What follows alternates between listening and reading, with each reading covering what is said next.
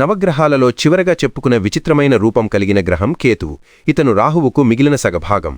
జ్ఞానానికి మోక్షానికి కారకుడైన కేతువు ఎలా పుట్టాడో ఇప్పుడు చూద్దాం.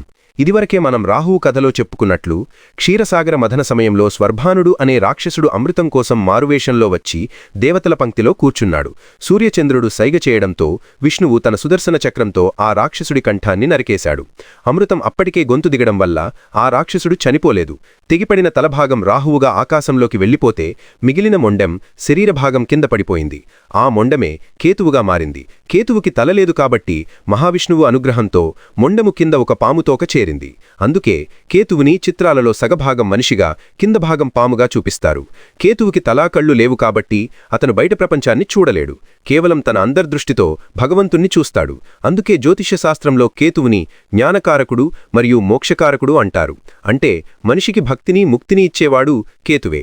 ఇది స్వర్భానుడు శరీరం నుండి ఉద్భవించిన కేతుగ్రహం కథ. ఈ వీడియో మీకు నచ్చితే లైక్ చేయండి, షేర్ చేయండి, మా ఛానల్ని సబ్స్క్రైబ్ చేయండి. ధన్యవాదాలు. ఓం కేతవే నమః.